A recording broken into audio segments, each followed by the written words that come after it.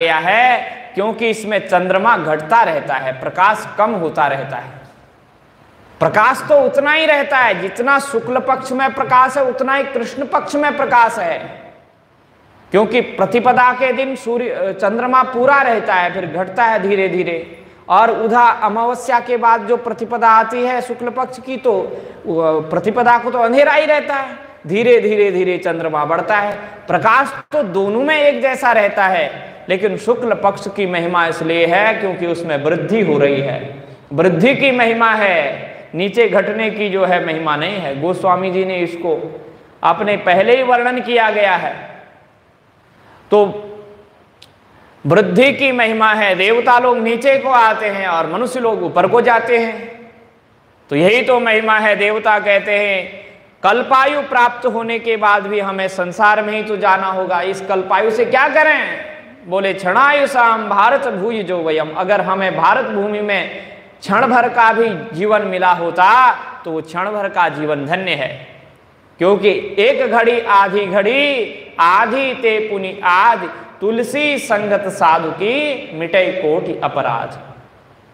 एक घड़ी आधी घड़ी क्षण भर कल्याण करने वाला है। क्षणेन मर्तेन कृतम मनस्विनः सन्यस्य संयान्त्य भयम पदम हरे, क्योंकि इस मर्त जीवन में मनुष्य लोक में आया हुआ व्यक्ति मनस्वी हो, मननशील हो, चिंतन करने वाला हो, भगवान का भजन करने वाला हो, तो एक क्षण में संसार की सभी आसक्ति, अहमता, ममता का, राग द्वेष का त्याग करके भगवान श्री हरि के परम पद को प्राप्त हो सकता है। ये भारत भूमि की महिमा है। देवता कहते हैं, लेकिन भारत की महिमा कब है और कब नहीं है, इसका भी तो विचार करना चाहिए। जब भारतवर्ष में वेद नहीं रहेंगे, भगवत गीता नहीं रहेगी, भगवान श्री राम की रामायणी कथा नहीं रहेगी, कालिदास जैसे कवियों का निवास नहीं होगा, तो भारत भारत नहीं रह जाएगा। इन सब से ही भारत की भारतता है, सनातन के कारण ही ये भारत है। भारत का मतलब हो है जो ज्ञान की ओर बढ़े, और कोई ज्ञान की ओर बढ़ने वाले नहीं हैं। उनको ज्ञान से क्या मतलब है?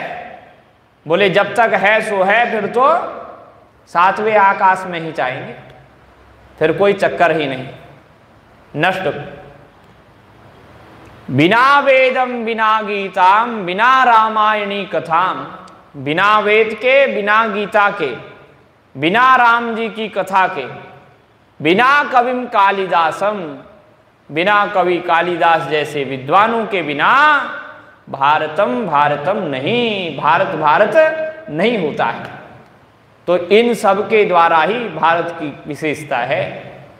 भारतस्य प्रतिष्ठा द्वे संस्कृति संस्कृतम तथा, भारत की प्रतिष्ठा दो चीजों में है, एक संस्कृत भाषा में, एक संस्कृति में, संस्कार में।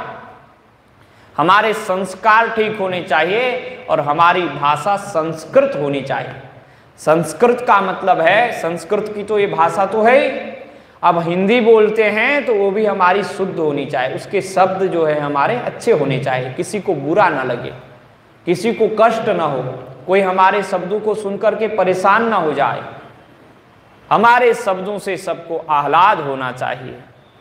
इसी में भारत की प्रतिष्ठा है।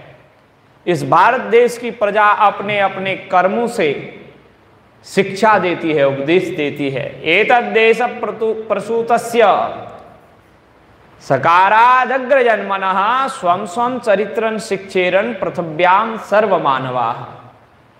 इस भारतवर्ष की प्रजा ने, ऋषियों मुनियों ने जो भी हमको ये उपनिषद आदि और ये पुराण महाभारत आदि ग्रंथ दिया है, किसका ग्रंथ है? भारतवासियों के चरित्र का ग्रंथ है। बोलो राधे।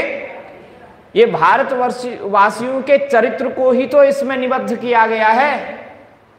आप कभी भरत जी की कथा सुनते हैं, कभी ऋषभ भगवान की कथा सुनते हैं, कभी आप पृथु महाराज की कथा सुनते हैं, कभी ध्रुव जी की कथा, प्रहलाद जी की कथा, ये सब भारतवासी हैं और इनकी आप कथा सुनते हैं। इसलिए सुनते हैं कि इनके जीवन से हमें शिक्षा मिल रही है। इस भारतवर्ष में